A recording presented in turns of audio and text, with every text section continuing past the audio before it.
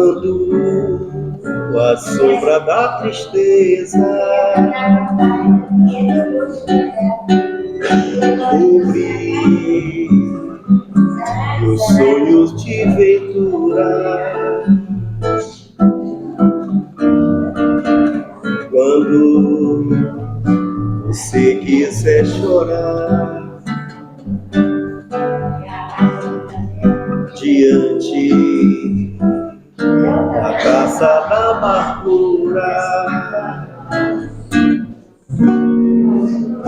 quando a dor bater a porta, ferido bem fundo do coração, quando a esperança é morta e a vida amarga ilusão. Olhe para trás, veja quanta dor, súplica de paz, clamando amor. Olhos sempre em trevas, mão mendigam pão, bocas que não falam, risos sem razão. Deixe de chorar, volte a sorrir. Você é tão feliz, volte a cantar.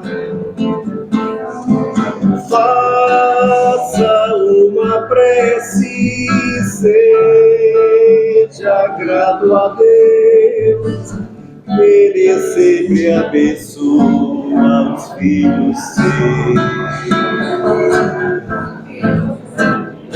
Deixe de chorar, volte a sorrir.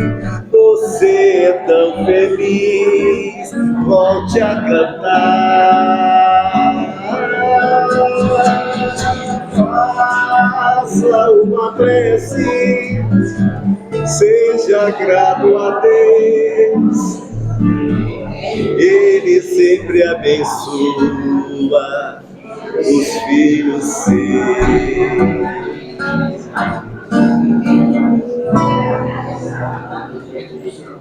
Só uma boa noite para todos vocês, que Deus abençoe todos vocês. E aí pode dar uma continuidade do nosso pensamento do nosso último encontro, do nosso estudo, que é importantíssimo. Eu vou fazer um rápido resumo do que nós estamos estudando sobre adoração, né? A lei de adoração. O que acontece? Nós falamos sobre os coletores e caçadores, né? Que eles possuíam o espírito da mesma forma que os animais, né? E da forma que as pessoas, os seres humanos, são vistos como parte da natureza. Falamos da cosmologia do universo, que é o indivíduo desta época tentava explicar o mundo por meio de associações entre divindade e fenômenos naturais específicos. Falamos também da história da criação, que são as crenças, que é essa história, de modo geral, constituía uma analogia com a reprodução humana. Uma deusa mãe deu à luz o mundo, e em alguns casos com a ajuda de Deus Pai.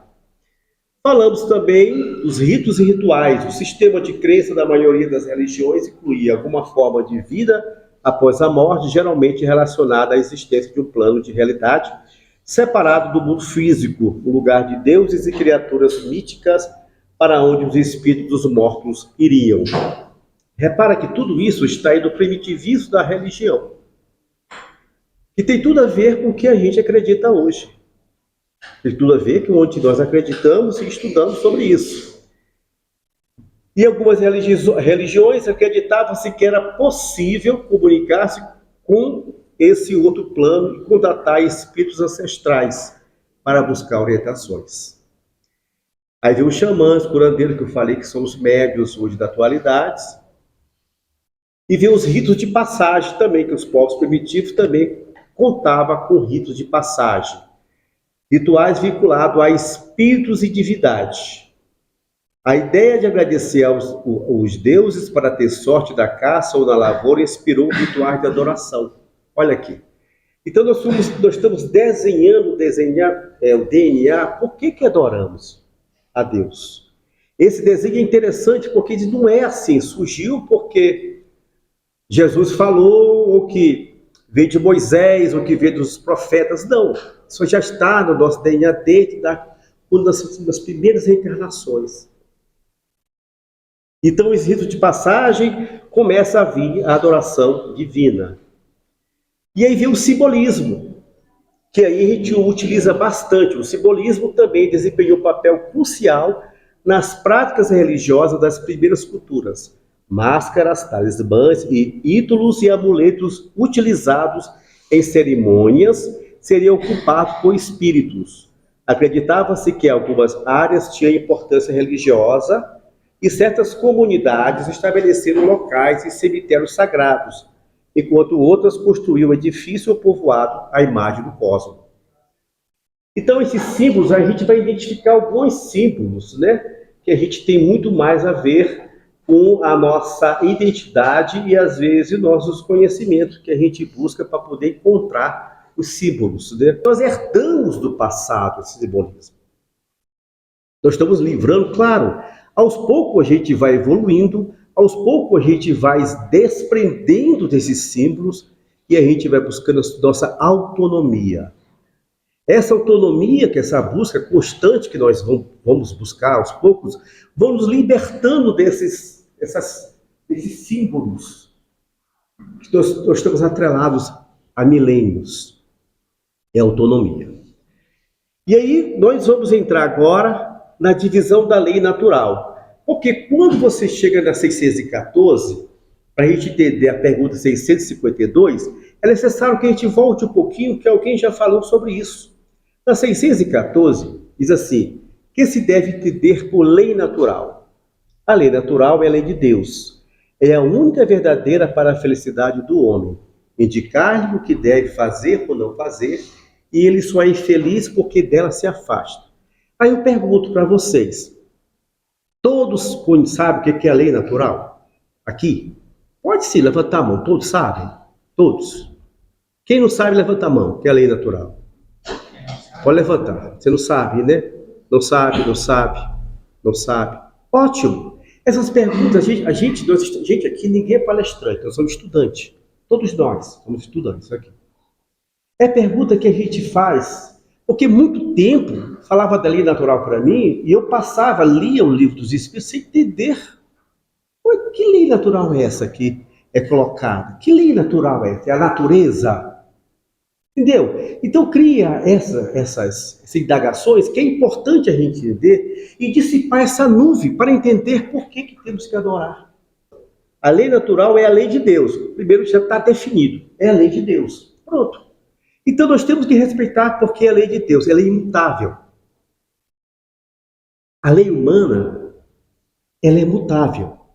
Porque ela necessita que a evolução da sociedade.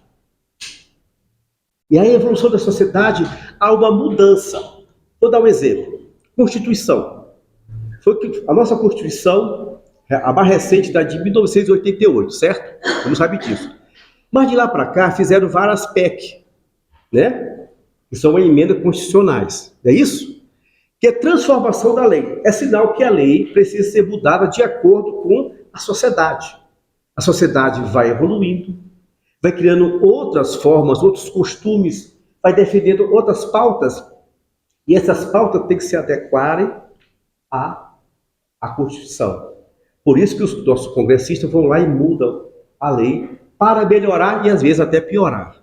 Mas eles mudam, porque é lei humana. A lei de Deus, é a lei natural, é imutável. Ela é imutável.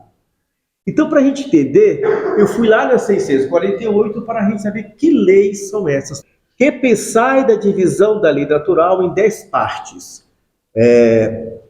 Compreendendo as leis de adoração, trabalho, reprodução. Olha só, a lei da adoração. A lei da adoração é uma.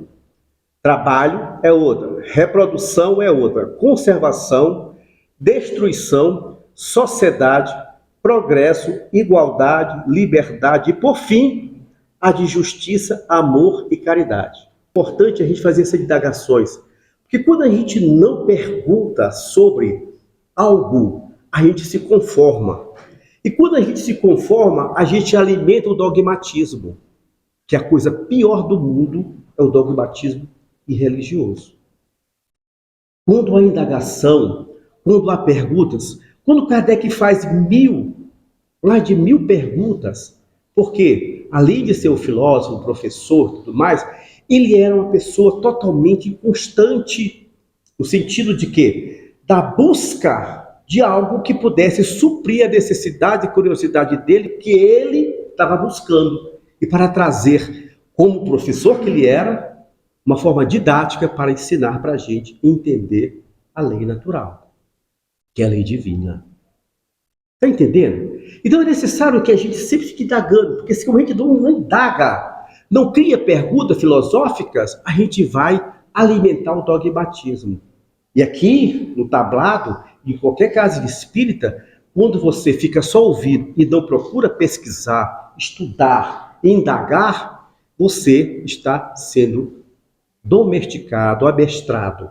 E não é. O espiritismo ele é dinâmico. O tempo todo está tentando descobrir, não descobrir, mas perguntar algo que possa preencher esse vazio interior da gente. Nós estamos aqui atrás de uma consolação. Uns vieram buscar uma consolação, outros vieram buscar esclarecimentos. Entender o processo, o mecanismo divino. Por que eu estou aqui? De onde eu vim? Para onde eu vou? Quem eu sou? Por que morremos? Por que nascemos? Porque uns nascem doentes, outros nascem sãos. Então são indagações nossas que a gente vai buscando. Mas quando eu alimento vocês com a minha percepção e a minha reflexão, é um ponto de vista. E cada um tem seu ponto de vista. Então é necessário que a gente vai entender. O que diz o Espírito do pergunta 648? Essa divisão da lei de Deus em 10 partes é a de Moisés e pode abranger toda a circunstância da vida, o que é essencial.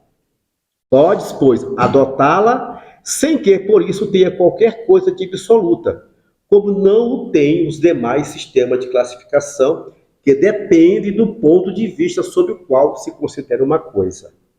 A última lei é a mais importante. É por meio dela que o homem pode adiantar-se mais na vida espiritual, visto que resume todas as outras. Toda vez que você fala positivamente para o universo, você conspira para o bem da humanidade. Toda vez que você pensa negativamente para o universo, você conspira para as coisas negativas da humanidade. Porque o nosso pensamento ele é ideoplástico. Ele tem cor, ele tem cheiro, ele tem vida. Ele tem vida. Quem já leu Leon Denis, um livro chamado Arte do Espiritismo, que tem várias, acho que é Mandetta, uma coisa assim, não lembro agora, o espírito, que ele vai explicando sobre a ideoplastia, das montagens dos arquitetos, quando montam os planos, os postos de saúde do plano espiritual, através do pensamento. Porque tudo é através do pensamento. Tudo. É nós pensando ao pensar. Então a caridade do pensar, ela é abrangente, ela é enorme. Então ela pode, ultrapassa os limites, né, do nosso universo, vai muito mais além. Por isso que Jesus, quando ele fala do amor, ele fala do amor profundo, do vigiar e orar, de amar sempre, porque ele sabia que nós vamos produzir isso um dia, nós seremos Cristo um dia. É necessário que a gente esteja dentro de quê? Das leis naturais. Então, nas 652, para a gente entender, agora a gente vai entrar nas 652, diz assim: pode-se considerar a adoração, olha só, como tendo sua fonte da lei natural? Então Kardec já faz essa pergunta para ele. Então a adoração está dentro da lei natural? Sim, ela faz parte da lei natural, pois resulta de um sentimento inato do homem. Aí nós voltamos lá atrás, no nosso DNA, os primeiros homens da caverna. Tá ligado? A conexão que dá, a evolução humana, tá ligado? Como é que chega até aqui? Entendeu? Então, isso faz parte da lei natural, pois resulta de um sentimento inato do homem. Do homem. Tá? É por isso que encontramos a adoração entre todos os povos, embora sob forma diferente. Aí, vocês entenderam por que eu tive que trazer aquela informação lá, sabe? Da pesquisa que eu fiz, para rapidamente, porque 25 minutos é muito sintético para a gente falar sobre isso, mas eu trouxe para poder entender isso aqui. Porque se a gente for ler, abrir e ler, a gente passa, mas não consegue entender e fazer a conexão por que temos que adorar a Deus. E vamos continuar aqui. A adoração a Deus, isso fala o materialismo. A adoração a Deus é, no máximo, um direito.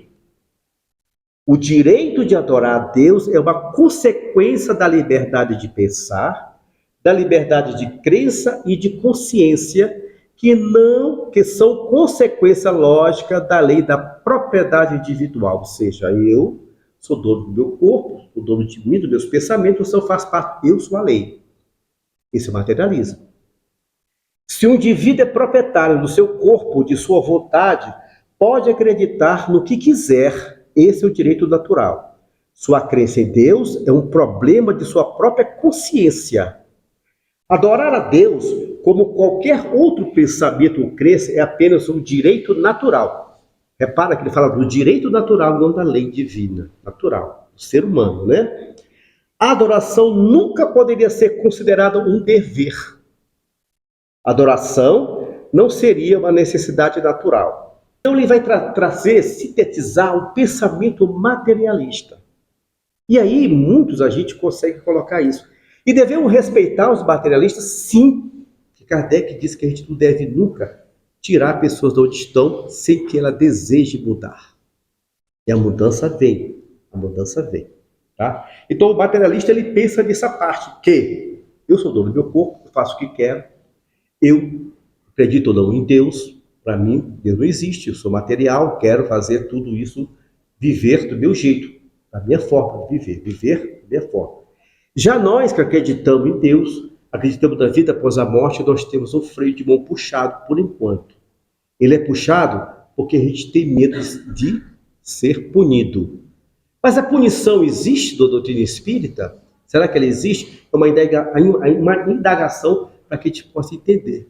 Porque às vezes o medo faz com que a gente faça algo em benefício de quê? E se eu fizer isso, eu não vou ser castigado, eu não vou ser punido.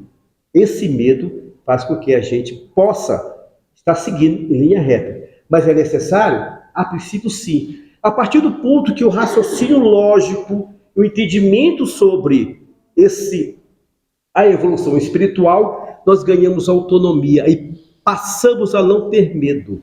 Porque a caridade em si não é aquela que você acorda se eu tenho que fazer caridade. A caridade em si é quando você faz a caridade sem pensar. Você se lança sem pensar. A partir do ponto que eu faço caridade pensando, ainda estou fazendo caridade com medo. Porque eu quero algo em troca. Isso a gente tem que... Mas assim, isso é ruim? Não, não é ruim. Não é ruim. Por enquanto, não. Porque ainda somos crianças ainda. Estamos em evolução. Mas um dia, a caridade será aquilo como Chico fez, como Jesus fez, como Francisco de Assis fez, como Madre Teresa fez, e outros grandes nomes que chegaram, que vieram à nossa terra, mostrando, dando exemplo. Fazer caridade sem pensar a quem, independente de A, B, ou religião, ou qualquer que seja. Tá bom? Ficamos por aqui e semana que vem a gente dá continuidade